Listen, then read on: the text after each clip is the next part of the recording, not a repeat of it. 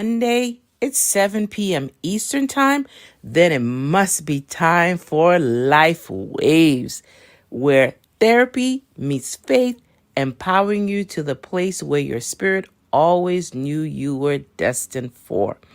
In here, we make therapy practical. Join us on Facebook at Sandra Garcon or Sandra Garcon Digeville, YouTube at Sandra Garcon Digeville, and now on Clubhouse. So come in, like, subscribe, ping, share. We have much to talk about.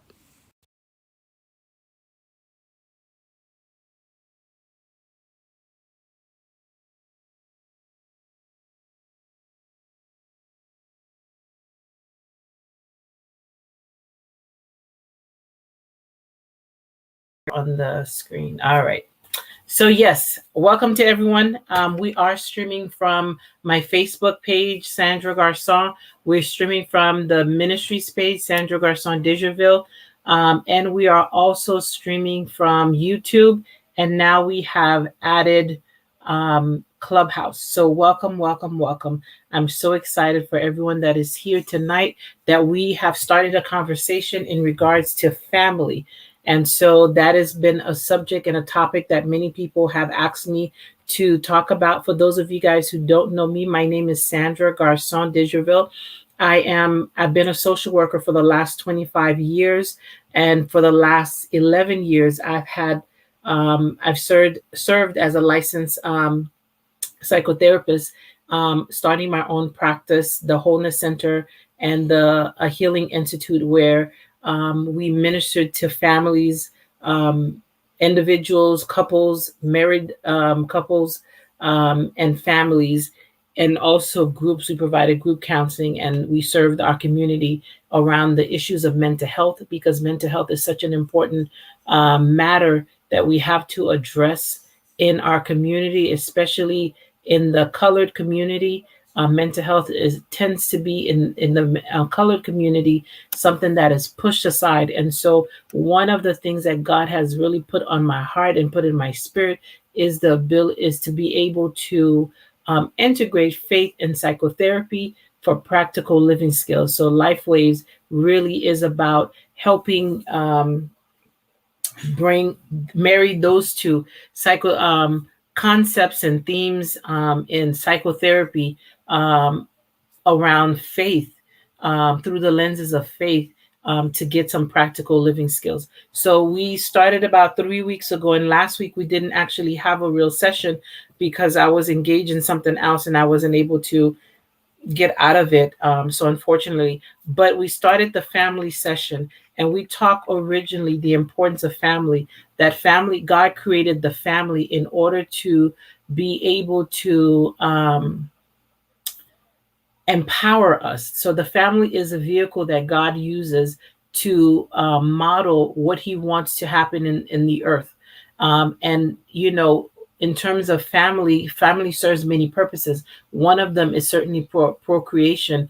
Scriptures mention how God called us to fill the earth and subdue it, and so to have dominion. And so we were to fill the earth. It started out with Adam and Eve, and we were to fill the earth with beautiful children, black, white, purple, brown, orange.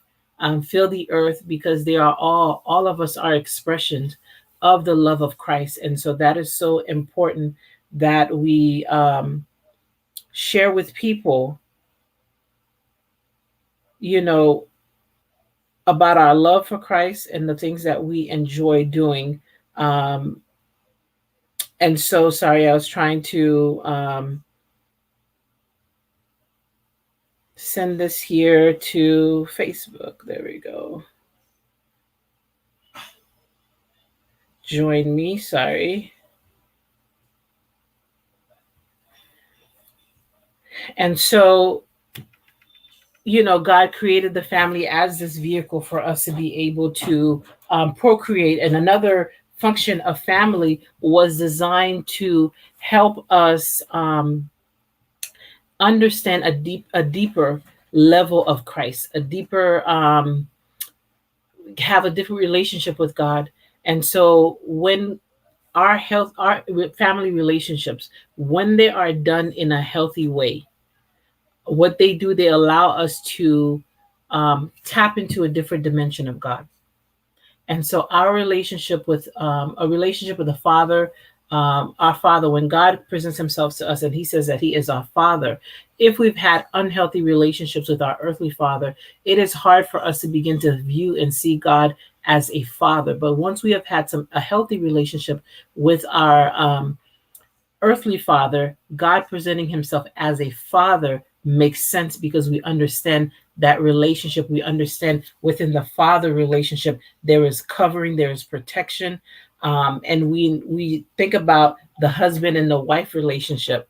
That intimacy, there is this intimacy between the husband and the wife that shouldn't exist in any other relationships.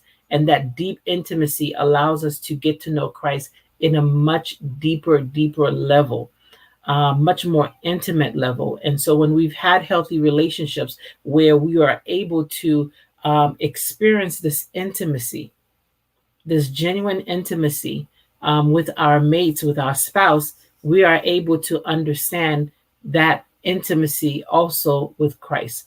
And so all of the relationships in our lives done healthy is designed to help us grow and develop in our relationship with God, and also in our relationship with Christ, and also in our expression of understanding more of God. And so we also talk about, since we are talking about family, what we did talk about last week when I did hop on for a short time, is when we're talking about family from a scriptural perspective, we're talking about the husband, the wife, and the children. And I understand that in our society, the family dynamic has shifted a lot, and it has extended and included same sex couples, and also have included transgender couples and things of that nature. And while that is what the world set up as family and is acceptable, if we're looking at family from a scriptural perspective, the scripture only really deals with family in the father, the mother, and the children, not the father and the father, or the mother and the father. That is what we say in society that is acceptable. And then God has given all of us free choice to make the decisions that we think is best for us. However, He does have guidelines in the Bible that dictates what He wants from us and how He wants us to function and operate. And so we want to be mindful that we are functioning and operate in a way that's honoring Him and honoring the original model of family. And so that doesn't mean so it doesn't mean that we hate homosexuals. It doesn't mean that we hate transgenders. A lot of us in the church have not showed the LGBT community genuine love and respect. And I think there is a misconception also within the LGBT community that if I don't agree with your lifestyle, then that means I don't accept you, the person. And so there's two separate things. We are taught in the Bible to love everyone. And regardless of their sex, their orientation, or their color, their creed, or whatever, we're taught to love. That is the signature and defining mark of a Christian love. And so we are to extend love to everyone. While the Bible may have certain sins, well, not certain sins, all sins the Bible judge. And homosexuality and transgenderism, that is part of the sins, that a sin that the Bible does talk about, that condemns.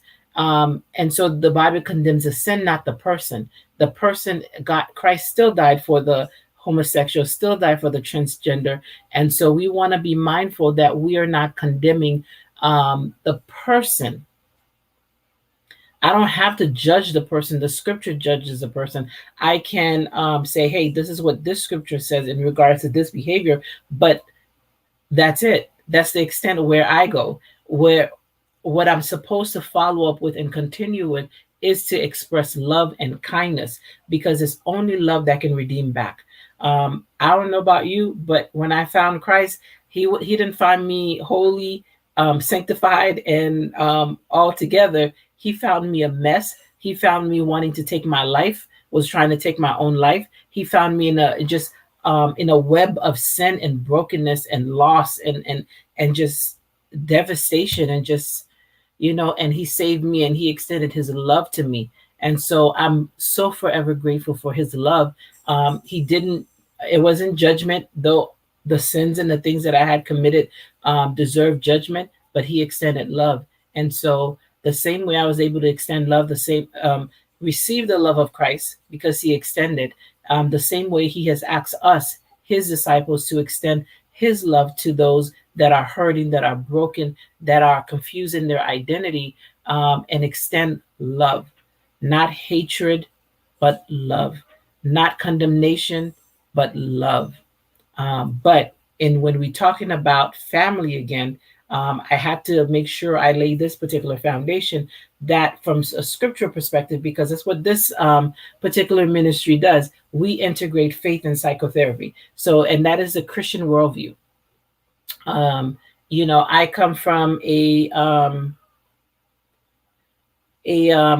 apostolic and prophetic background.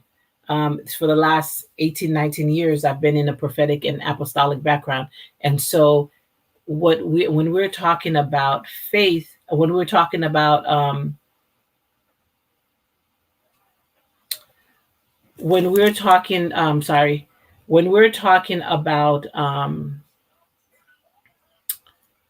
family, we are talking about family from the scriptural perspective. And that is a husband, a wife, and children. And so now let's get into tonight. What I wanted to look into and begin to discuss is building blocks to healthy families. We are going to talk about unhealthy families. Sometimes with all the unhealthiness, we don't often know how to build healthy families. And so we're going to talk about building blocks to healthy families. Looking at all these apps that we're on, trying to manage all of them. Okay. So building blocks to healthy families. Let's take a look into and get into some of those building blocks and how important those things are for us to begin to address. So when we're thinking about building blocks to healthy families, one of the things we want to talk about is these characteristics of healthy families. What makes a family healthy? And so talking about what makes a family healthy, the first thing is the ability to communicate. Communication is so essential. So essential. And we have to be mindful that we are properly communicating. And probably next week we'll get even in a greater insight and understanding of communication, because communication is not simply talking. Communication, greater than talking, communication is about listening and how we're listening, because that is what's important. And so possibly next week we'll go into more in depth of communication and also understanding some communication styles and learning that, because that is important, that we are understanding communication and communication styles so we know how we're communicating. If it's not a healthy way of communicating, that we can change those things so that we are communicating in a way that our loved ones are able to understand, and they are able to use the things that we talk about, that we share with them, receive them in love, because we will extend them out in love, receive them in love, and be able to apply them and use them and not get offended or hurt or broken at how we communicate and how we share. And so communication about listening to each other and communicating with openness and honesty. Openness and honesty. Openness, sometimes that is so challenging. When there are unhealthiness within the family, it is really hard to be open and to be honest, because some families, as I've sat down and had family sessions with individuals over the years, one of the issues that we struggle a lot with is families who, sometimes I have to separate the families and talk to mom by herself, dad by himself, maybe talk to the kids by themselves, trying to get everybody's story and where everybody's coming from, because sometimes it's so hard to have everybody at the table and for a person to feel comfortable that they can share what's really on their mind without somebody catching an attitude, without somebody catching feelings of getting upset, getting offended, getting frustrated. Well, how could you say that? Why would you think I do that? And so oftentimes, one of the things that I always tell clients, it is so hard for us to take responsibility of our actions when our intentions wasn't to hurt. So when we have done things that has hurt one another, it's so hard for us to accept I did something to hurt you, because I'm in there thinking like, wait a minute, I didn't meant to hurt you. So how could you receive what I've done as a way of hurting when that's not my heart at all? You misunderstood. And oftentimes we misunderstand one another, and we misunderstand each other's honesty for judgment. And when we had talked about cognitive distortions last month, I believe we spent maybe about 2 months dealing with cognitive distortions, and we learned that cognitive distortions is the lens which your eyes see, with your mind sees, rather, the lenses which your eyes, your mind sees. And when we've been hurt, when we've been broken, and we've gone through trauma, the way we see is not very clear. Sometimes we see through lenses that are very distorted, through experiences that are very distorted. And so when we hear white, or when we hear black, or when we hear blue, because of the distortion, because of the pain that we went through, we hear the white, blue, black as a completely different color. And here goes issues with communication. So it's not always so that families are able to share their feelings openly and honestly with one another because of issues that the other person have. And so when we did do the cognitive distortions, we talked about how, once the way you see the problem is the problem. And sometimes how we're seeing and hearing is an issue. Someone says one thing and we hear completely different other thing, because it speaks to our own hurt and to our own pain. And so we want to be mindful and understand one of the building blocks to communicate to healthy families is communication. That is the first and the most important thing. It is foundation. Communication is foundation, and understanding how to properly communicate, understanding your communication styles, understand how you perceive and receive information. It is so important so that we can hear each other's heart and hear one another in clarity and in love, and receive the correction and the direction and the love that we're giving to one another. And that's one of the most important building blocks. And I'll actually put it on here. Where are you? Let me put it on here.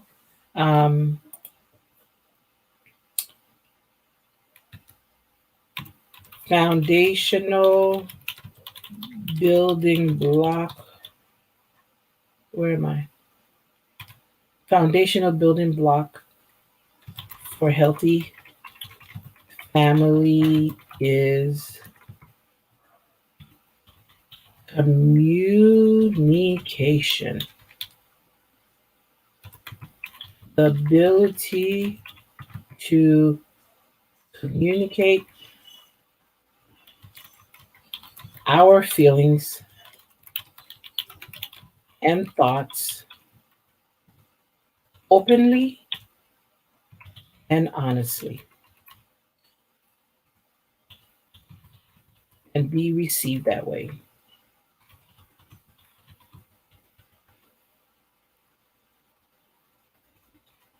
And be received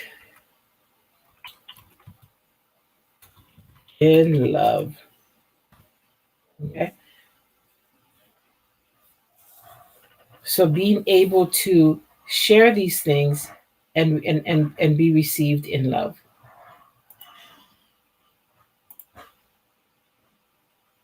Okay.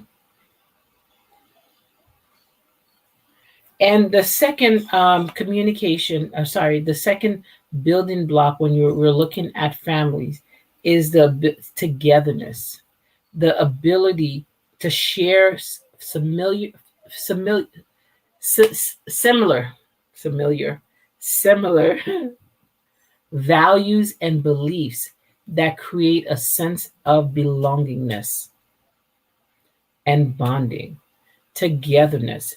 Another healthy block, another healthy building blocks to family or is togetherness, the ability to share similar values and beliefs and create a sense of belonging and bonding. So families is the place, the birthing place where we begin to formulate our belief system and our values. And so it is important in our forming our belief system and our values and our norms, the way we see and perceive the world. We get all of that education through our family.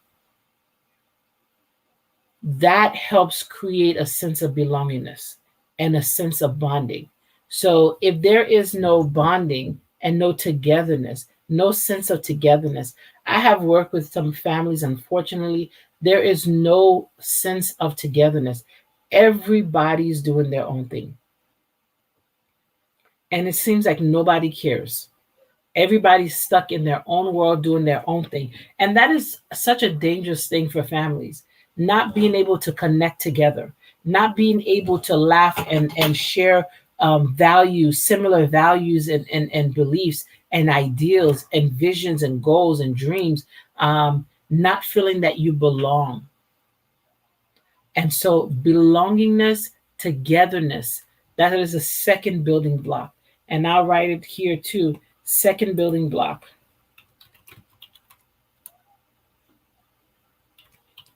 Building block is togetherness. So the second building blocks in building healthy family is togetherness. The ability to connect with one another, the sense of belonging, the sense of bonding, to be able to share similar values and beliefs, ideals, dreams, visions, and goals. And that is essential. And once the communication is healthy, we're able to connect in a much deeper level. Another building block with families would be sharing activities. So, someone that you can laugh with, joke with, do different activities with, whether it's sports, reading, camping, playing games. You know, when the family comes together and everybody's sitting at the table and they're having dinner. I remember growing up, we didn't have, we wasn't doing the sitting together for dinner in my family. That just was not one of our customs. And I remember the Gillette family going over to their house every Sunday and most throughout the week. They came together and they sat down for dinner. And definitely on Sundays, everybody was at the table. And I spent most of my time at their house. And so I love being able to be part of this. Everyone is sitting down and you're eating and you're laughing and we're talking about your week, talking about your day, what, making jokes, cracking jokes at one another.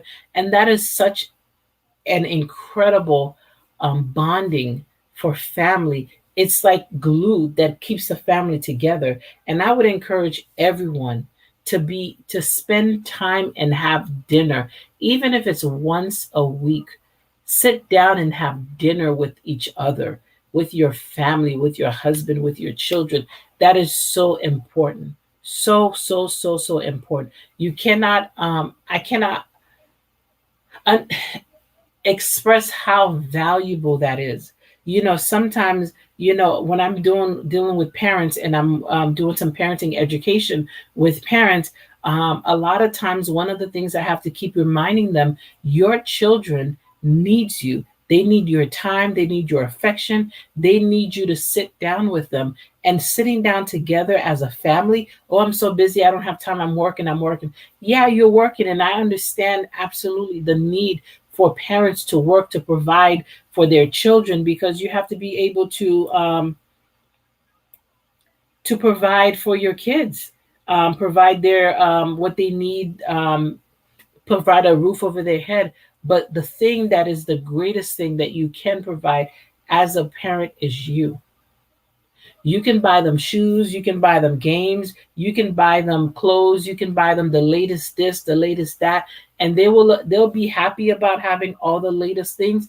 But then you cannot imagine how many children that I have sat down with, and their hurt and their pain was around. We never sat down to talk and have dinner as a family. That piece where those activities, sitting down together to eat dinner or playing a game or going to a movie or going out to dinner as a family, or whatever the particular activity is, it is what children remember the most. It is what they value the most. And so as parents, we have to make the time. They're not going to remember the game station you bought them. They're not going to remember all the shoes, all the clothes, all these different things that they got. They're going to remember when you took time to spend with them, to hear them out, to hear their thoughts, their ideas. Even if it's crazy ideas to you, you got to make the time as parents. We don't have the option to not be present for our children, because when we are not present for them, something else is going to draw their attention away. And let me tell you, as a therapist who have sat for years with children, even in the church, and that is one thing I have to say, even in the church is an issue. There are people who are in the church, who are faithful in the church, pastors and leaders, and they are, every time the church door open, they are there. And every activity that is happening in the church, they are there. They make the time, but they don't make the time to be at home with their children. They don't make the time to sit down and have dinner with their children. They're so busy in the church. I have sat down with so many PKs, pastors' kids,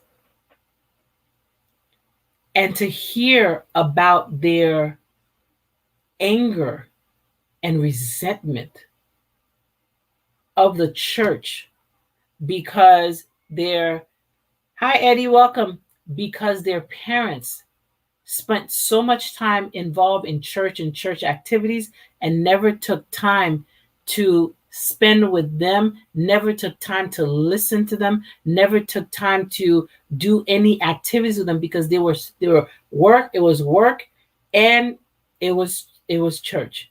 And so there's, the scripture says that if one is not able to manage his own household, then he is unqualified to manage God's household. And that's how serious God is about the matter. He's saying, listen, if you can't handle your own household, don't be trying to come in my house and doing anything in my house, because it's going to fall apart. And so the first responsibility and the first ministry God has given all of us, in First Timothy 3:5, it talks about those criteria of leadership. You have to be able to manage your household. You have to be able to care for your household and keep stuff in check. Because if you're not doing that and you're not able to put your house in order, God is saying, do not come to my house. Don't try to be no leader in my house. Don't be no pastor in my house. Go back to your house. Situate your own household. What does it profit a man to gain the world and to lose his own soul, or lose his daughter, his wife, his sons, his family? How are you preaching out to the whole world and your family's lost? And so we have to be able to take this thing seriously. This togetherness, we have to be serious and intentional about it. Thank you so much, Eddie. I appreciate that. Definitely, please share as you guys are coming on. We are streaming from a couple different platforms: YouTube, Facebook, my regular Facebook, the ministry's Facebook, and we are on Clubhouse as well. And so, definitely share this information, because it is important that we understand these building blocks. So togetherness is important.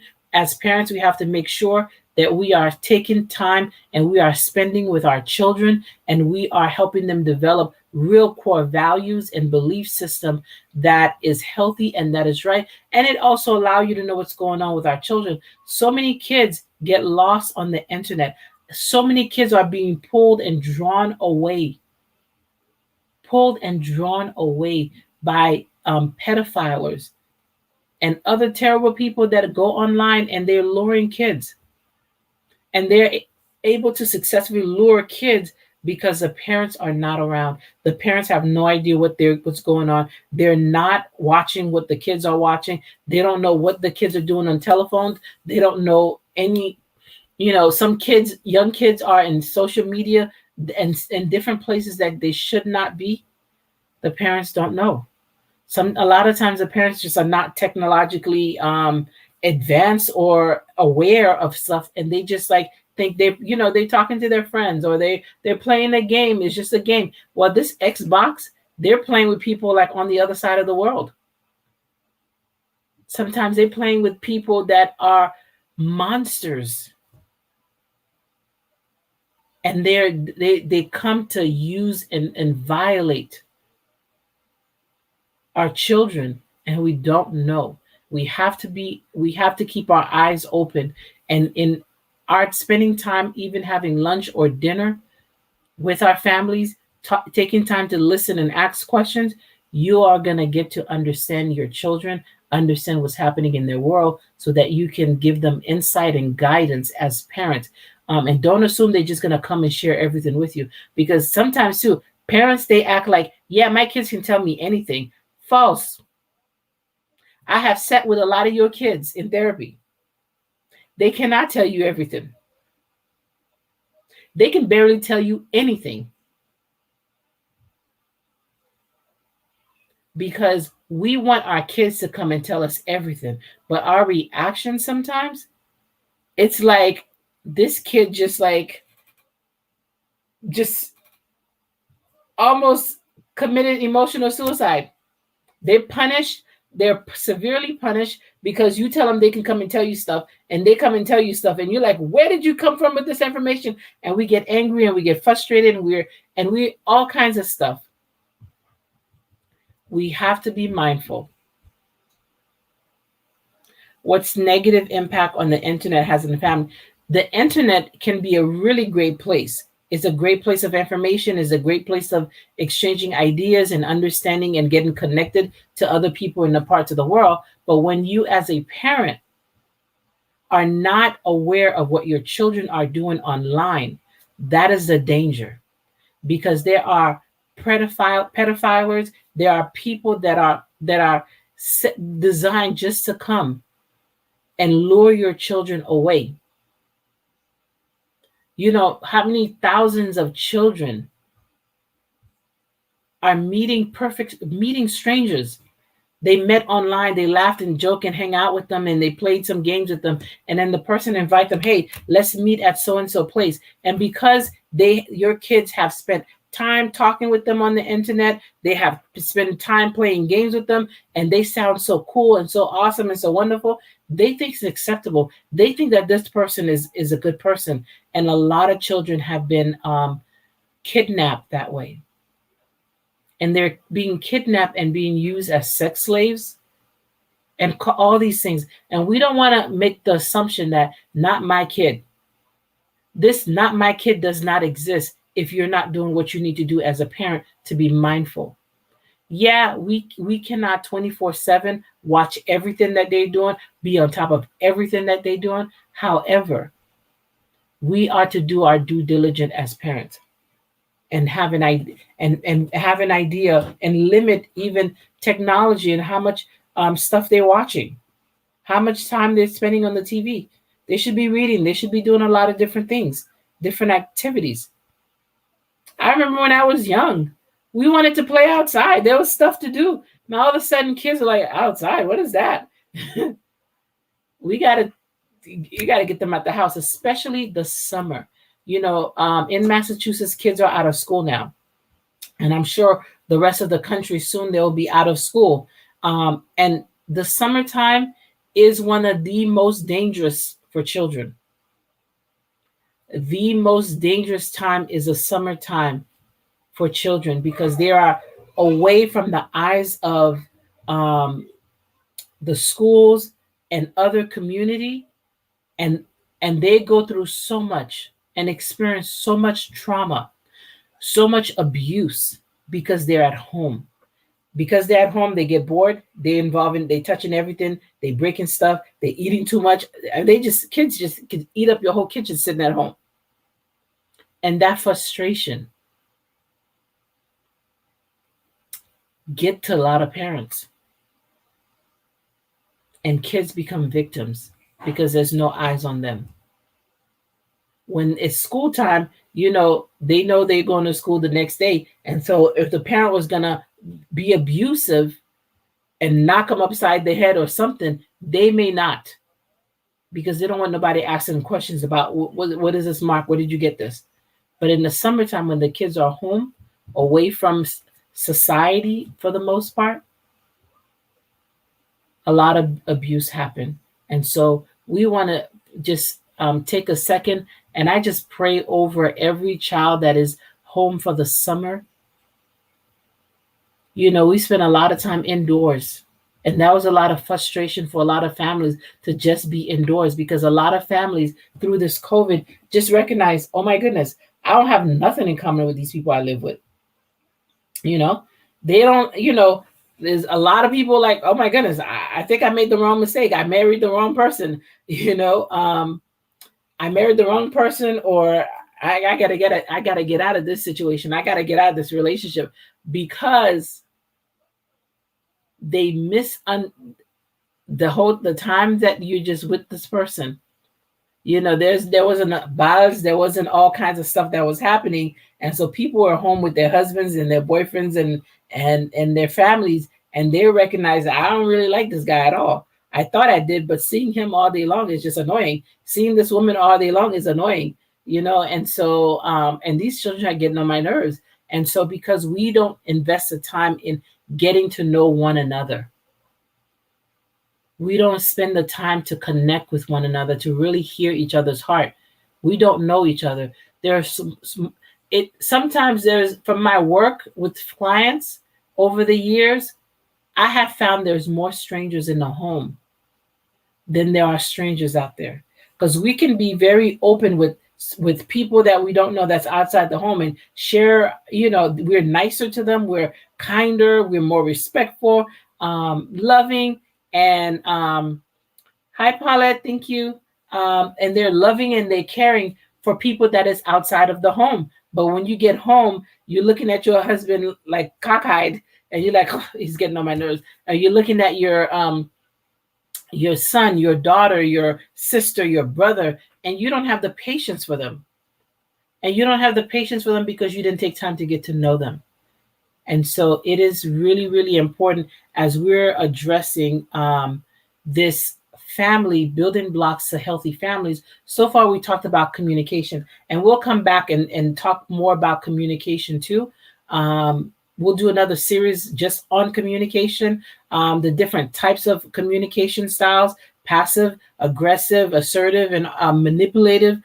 So we'll talk about all these communication styles and understand where we fall into those things, because all of us have used these types of communication styles in our lives. And some of us, we're prone to certain type. Some of us, we're very passive aggressive, or some of us are very manipulative.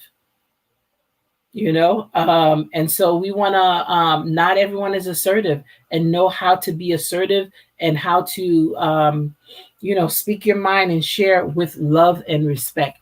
And so definitely the next building block. So we've done communication and we talked about togetherness and sharing activities. This is the last one we were just talking about, and how important it is to have meals and things of that nature, and games or things like that together as a family. Showing affection. That is another big deal. You'll be surprised how much family members are not able to show affection to one another. So showing affection and care regularly through words, through hugs, through kisses, through thoughtfulness. Okay? So how are we showing affection? Through words. Affirmations are so important. It is so important what I'm a firm believer in what you say about yourself is so essential. Sometimes we want people to tell us how wonderful we are, how smart we are, how beautiful we are, yet we can't even tell our own selves those things. But we expect other people that they should, I'm married to this person. He should be telling me how wonderful and awesome I am. When was the last time you told yourself how wonderful and awesome you are? But oftentimes, because we're so depleted emotionally, we are always looking for another person to fill our emotional cup. And we're not taking the space and the time because it is our responsibility. I'm an adult. If I decided I'm not going to eat today, and I'm just not going to eat today. If I don't get up to go find food, I'm just not getting up to find food. I'm just not going to have food. So no one is going to force me to eat. I'm an adult. And so I can end up being malnourished for what I failed to give to myself.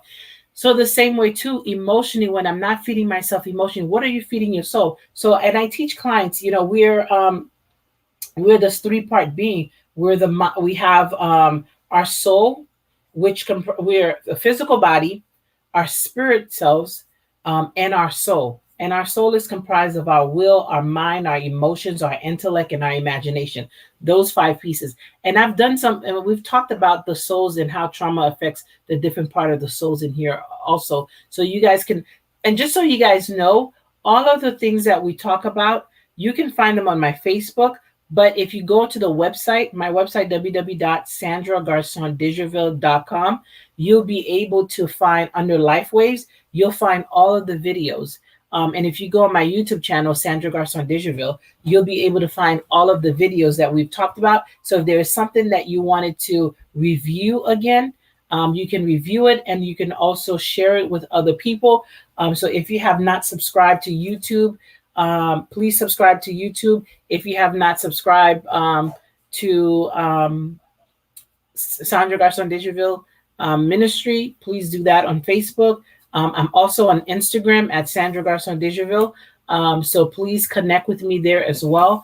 And on Clubhouse.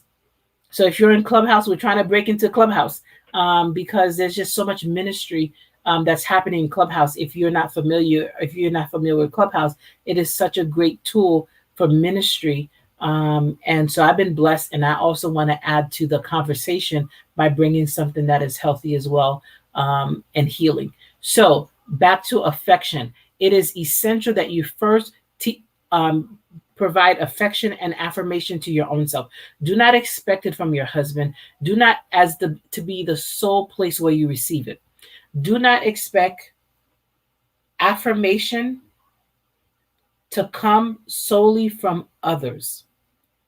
Give it to yourself first.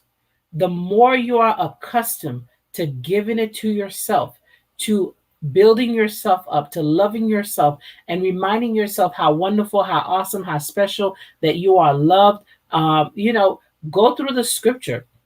I go to the scripture and I find everything that is positive in there, everything that is like, I don't care. Moses is dead. King David is dead. All these people that are in the Bible, they are dead. So every promise that's attached to their name, I will remove their name. Thus say the Lord to you, Sandra. Bless you. I love you. I've written your name in the palm of my hand. You are the apple of my eye. You are blessed in the city, blessed in the field, blessed when you get up, blessed when you go. I declare those things over myself because The word is God's love letter and instruction to me. The Bible helps me understand the different dimensions of God. It helps me understand the love and the sacrifice of love of God, for me, the individual, through the stories that I read, the faithfulness of God. And so I go and I take everything that is written in there and I put it all for myself. God is speaking those things to me, you know? And so when we first learn how to affirm ourselves, then we know how to properly affirm others, you know? And so through words, through hugs is important. You know, I don't know, I believe we talked a long, long time ago about love languages here. And there's 5 different love language, and it's so important. One of them is touch. Some people, and sometimes when we're trying to express love to one another, um, it can be challenging because we're doing a particular thing and we think the person should just be so happy. You know, I'm bringing the, gifts. There are people who love gifts, just always love people bringing them gifts, and that's their love language. They love to receive gifts. They love to give gifts. We tend to give love out in the way we love to in the way we receive love. And so if I'm a gift person, and I love to receive gifts, I'm generally going to be buying gifts for people. I'll be big on buying gifts for people. And so if I'm dealing with someone who their love language is touch, and all I'm doing is buying gifts, and I'm thinking that this person should be so happy and so grateful that I'm buying them all these gifts. Well, that's nice, but that's not their love language though. That's not the way they receive love. You know, I speak Haitian Creole, and so si mte komanse pale nou de amour, de bae sa yo, the few statement I just said, if you don't speak Haitian Creole, you don't know what I just said, because that's not the language you understand. You understand English, and so you receive what I'm saying to you in English. But if I shift to Haitian Creole, you don't know what I'm talking about. It is the same way with love. We have to communicate in the language the person we're trying to express love to is able to receive. And until we can communicate with them on that level, they can't receive what we're saying. So the 5 love language is touch, gifts, words of affirmation.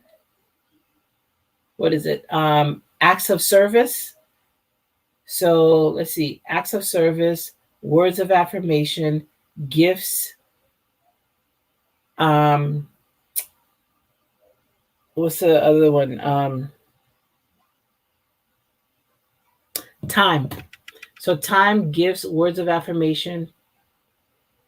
Time, gift, words of affirmation, touch, and what's the other one? Acts of service. Yes.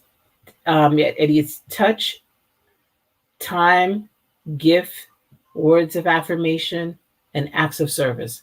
Acts of service are sometimes a person, if you get up and sometimes my husband goes and he washes my car for me. I needed to wash the car anyways. That's one of the responsibilities I had to go do. The fact that he went and did that for me, he did an act of service for me, took something off of my plate. Sometimes you find wives, they're going to work, full-time work, they're coming home, they're taking care of their children and cooking, cleaning, and doing all the stuff. And so it is very important that husbands, that you help out in the home as well. Help out in the home. It is important you don't just leave everything to your wife like she's some kind of slave. Slavery is outlawed. We just had Juneteenth. So slavery is completely outlawed everywhere in the world. Slavery is not, yes, there's some places in the world that, people are still in some form of slavery. And so whether it's emotional slavery, spiritual slavery, or whatever the case may be, financially, but it is an outlawed thing. And so you don't want to leave your wife to have to do everything on her own. She's not superwoman. Sometimes we as women act like we're superwomen, that we can do it all. We cannot do it all. We're not supposed to do it all. We're supposed to do what we can do. And our mates have to step up. And if we're going to go around and do it all, they don't have no reason to want to do nothing. And so as a husband, when we get into the relationship part, the romantic relationship part, we're going to get into some of that. You're there to cover. You know, if you're there to cover and provide, if you let me do everything, you're not covering me. You know, and so we'll get into some. Yes, both people should be definitely be doing things in the house. It should be a teamwork, and you guys should sit down and figure out how the team works. You guys are a team. Sit down and figure out how does your team work. And so kisses and thoughtfulness. Thoughtfulness is super important, because sometimes we just are functioning and operating and we're not being thoughtful of the other person. There are people, I'm one of these people, I'm a very thoughtful person naturally. That's just part of who I am. It wasn't some skill necessarily that I developed. It was just part of me, just part of Sandra. So I'm generally thoughtful. Some people are not because they're bad people. That's not their skill set. That's not their strong suit. And so you have to develop thoughtfulness when you are in a relationship. Thoughtfulness is a signature of that relationship. And you have to be considerate and thoughtful of the individual, thoughtful of the other person, because that is another form of expressing love. When you consider me and everything is not about you, that means so much more, and it causes me to do much more for you. When you can show me that you consider conscious of me, and you're thoughtful of me, and you're considerate of me, then I am more apt and more excited and encouraged to do more for you. You know, any questions so far? Any thought? Any questions so far in the building blocks that we have? We can, what our time we'll do. So many partners are really, really selfish, and just not considerate of the other person. And I would say too, in terms of selfishness, so there's two types of selfishness within relationships. One is the person who is selfish, who is consciously selfish. So there is conscious selfish and unconscious selfishness. So the person who is consciously selfish, they know they taking.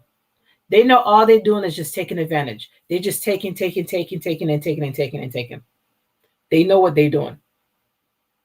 That is being consciously selfish. And that is terrible. All selfishness is terrible, but you have people that are unconsciously selfish.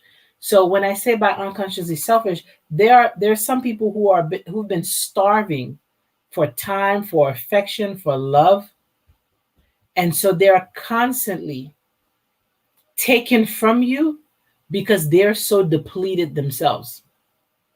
And so they're not taken from you necessarily because they're trying to use you. They're drawing so much from you because they're so depleted themselves. And so you have to be able to recognize this thing in relationships. Is this person consciously aware that they just keep taking and taking and taking and taking? And the only how they're able to keep taking is because you have not set any boundaries.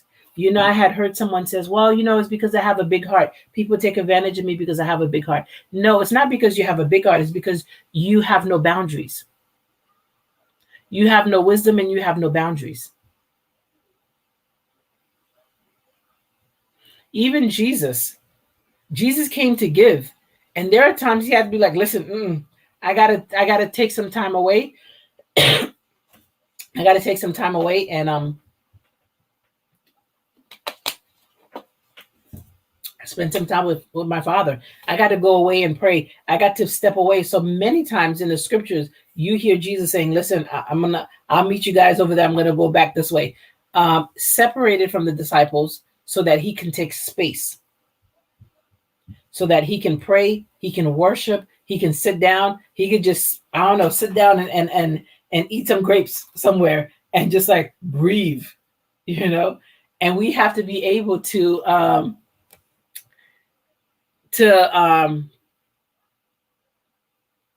take space for ourselves and create these boundaries. Boundaries are healthy. They are for safety purposes. And if we are not putting proper boundaries in our relationships, we are setting ourselves to get hurt. We are setting the other person to also get hurt. Because once we get frustrated, we just blow up on them, and we can damage a relationship that could have been healthy because we didn't know how to set proper boundaries. We didn't know how to say no. We think no is going to kill people. Nope, no is not going to kill anybody. No has never killed anybody. But boundaries are important. So we've talked about couple building blocks: communication, togetherness, sharing activities, and affection. So we have several more building blocks to go. And so we'll continue our conversation next week. I did want to share a couple of things with you guys. I created a little commercial kind of thing. And so I'll let you guys listen to that about the show and tell me what you think. Is just preliminary. Hopefully I'll get to work and make it much better. Today, it's 7 p.m. Eastern Time. Then it must be time for Life Waves, where therapy meets faith, empowering you to the place where your spirit always knew you were destined for. In here, we make therapy practical. Join us on Facebook at Sandra Garcon or Sandra Garcon Digeville, YouTube at Sandra Garcon Digeville, and now on Clubhouse. So come in, like, subscribe, ping, share. We have much to talk about. All right. So let me put me back on here. And another thing that I wanted to share with you guys, I'm super, super, super, super, super excited. Many years ago, I wanted to do some missionary work. Just wanted to go around the world and do some missionary work. It was so heavy on my heart to do, but life happened, situations happened, and that dream sort of died. And so in the last month, I came across this incredible woman of God, Dr. Patricia Bailey. And she just really helped resurrected this dream that I had in my heart for so many years. And so this August, I will be going on my very first missionary trip to Johannesburg, South Africa. I am so excited. And so I'm just going to give you guys opportunity to please sow into this missions trip. It is really important for me to be able to get out there and bring things to be a blessing to the women. I wanted to share a short video with you about the trip. So let me share this video with you guys. Oh, hold on. Let me turn it on first. Oh, what happened? Hold on. Replay. Yeah. The images that you see are real. It's hard to believe that many years after the systemic results of apartheid and oppression, people are still living marginalized and disenfranchised like this. This is what God sees. He sees the slums. He sees the rat infestation. He sees the lack of clean water. But he also sees us and our ability to make a change. This all began for us in Salisbury, when we saw a township representing the kind of level of poverty that I've never seen before in my life. It was such a contrast of South Africa being such a developed nation. And it's hard to believe that After apartheid is ended, the economic apartheid still exists. But you see, it's not incumbent upon the government to bring transformation to those living in the townships trapped by systemic poverty. It's the assignment given to us, the church, the ecclesia, the governing body of God. He told Abraham, through you, all the families of the earth shall be empowered to prosper. That word means not to have pity on the poor, but to empower the poor, to bring them out of the dunghill and to teach them how to fish instead of giving them a fish. With our eco village, we're bringing them out of Salisbury in these townships. In one of our orphanages, these gang members, they came in, they called themselves Boko Haram. They sabotaged and ambushed the orphanage and stabbed Granny repeatedly 6 times in major arteries right in front of the children. And we were determined to get them out into a place of safety. Initially, we just wanted to get a house so they could be brought out, but then I realized God wanted to bring them more, into so much more, to bring them into a community, to have a school, to have a clinic, to have an eco village where they no longer have to live in the filth and the waste and the trash, and to go in and bring a recycling center and teach them how to take the trash and turn it to cash, and wealth, the waste, and turn it to wealth. And I believe that in our lifetime, we can not only make a difference in their life that brings total transformation, but God told us to disciple nations. When Granny leaves that hospital, she's not going back to the townships that you saw. She's coming into our eco village. So we're so proud to say our orphanages, they're being built, but we need a school, and we need a clinic, and we need a home for our widows. On the other side of your obedience and your compassion lies the opportunity for their lives to be changed forever. Again, this assignment wasn't given to the government. As you can see, it's not happened. The assignment was given to the church so that as we lift the poor out of the dunghill, the poor, when the gospel is preached to him, he doesn't have to be poor anymore. They can be empowered to fend for themselves and know that with man things are impossible, but with God, all things are possible. I'm so excited about our eco village. We're having opportunities of teaching them how to make products and how to have solar energy and tower gardens. And I can't wait to see what God's going to do as a result of our collaboration and allowing God to touch our heart to change their lives. God bless you.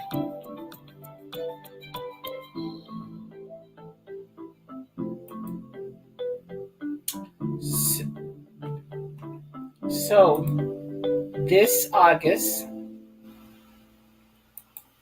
I will have the great privilege myself, and I think at this point there's about a couple hundred people that are going. Not all. So from every week in August through the end of September, there's a group of missionaries that are going to Johannesburg, South Africa, to the missions outreach under Dr. Patricia Bailey. So if you go on her website, www.drpatriciabailey.org, let me actually type it here, www.patriciabailey.org. You can get some more information about her ministry. Maybe you might be interested in going down there on mission. So we're going to work with the orphans, work with the widows, work with a lot of the refugees that has migrated down to Johannesburg because of different issues and violence that are going, territory violence and other things that are going on in their particular neck of the woods. So I'm going to get an opportunity to provide some counseling to some of the victims of gender-based violence. And we're going to be able to go minister the gospel of Jesus Christ to those orphans and widows and people in the community. We're going to feed the poor. We're going to do programs, put on programs and do some educational things to help give some insight and understanding about business and help some of these women start their own businesses and things of that nature. We're going to bring some products and other things over that they can use and market. So I'm working, I'm planning on putting different Ziploc bags of makeup. And so I've been reaching out to some of my old Mary Kay consultants if they have some products that they're not using or they're not going to be selling anymore or whatever the case may be that they would want to donate. So if any of you guys want to donate, and also some toiletry stuff. So to package these things, whether it's nail polishes or different toiletry things, I'm going to be gone for a week from August. I believe on the 4th I leave, August 4th. I'm going to be down there for a week doing some ministry work and some counseling and just really being getting to know the Johannesburg people and the surrounding countries. And we're going to go and do some work out there too in Soweto and some other places. And so I'm super, super, super, super excited. And so I am raising funds to help me get there and also help me to get some of the things that I wanted to bring so that the women will have different products and different things that they can sell. Because we don't want to just give people food to eat. We want to give them some, business, help them develop some business ideas and some things that they're doing.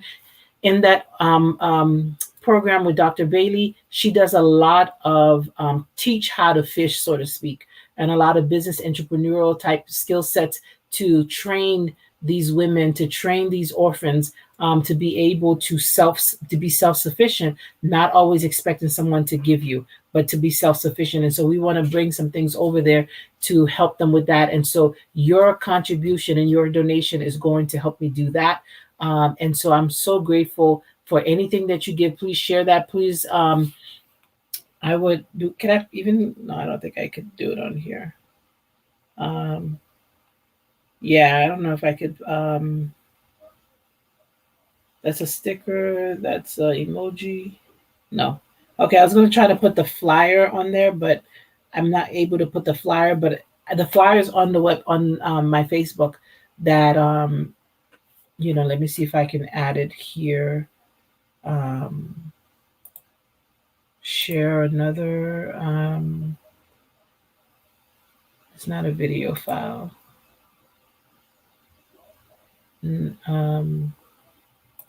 Yeah, let me see, a window tab. Oh, it's not even open. So I'll share the flyer that I have, and I'm going to try to do a video too sometime this week so I can post it so that people can participate and be a part of that. Anything you give, you don't lose your reward because you're not giving to Sandra, even though Sandra is good soil, but you're giving into the work of serving orphans, widows, refugees, people that are so devastated and broken by the circumstances that they have gone through, and resilient people finding their way back through healing and being delivered and receiving Christ and changing their entire life. So that's what you're really essentially sowing into. And so please be generous, and please talk to your friends and family and tell them to be generous and so that we can be able to do that. And so the last thing is reminding you guys about my coaching practice. And so definitely take advantage of it. Here's the video. Welcome to Coaching Life with Sandra. I am Sandra Garcon Dejerville. You know, for the last 25 years, I have been a social worker, a licensed therapist, a multi-business owner, ministry, and community leader. Well, I bring all of these experiences into this unique and exclusive coaching program called Coaching Life with Sandra. Coaching Life with Sandra offers 3 unique tracks for the individual, the business leader, and the ministry leader to help you scale in your industries and create a healthy life balance. Call me today, Coaching Life with Sandra, 508-580-3800, or visit us online at www.sandragarcondejerville.com. The full emergence of an individual is not accidental. nor does it happen without strategic guidance. They say when the student is ready, the teacher appears. Well, in this case, Coach Sandra is here. Let's get started.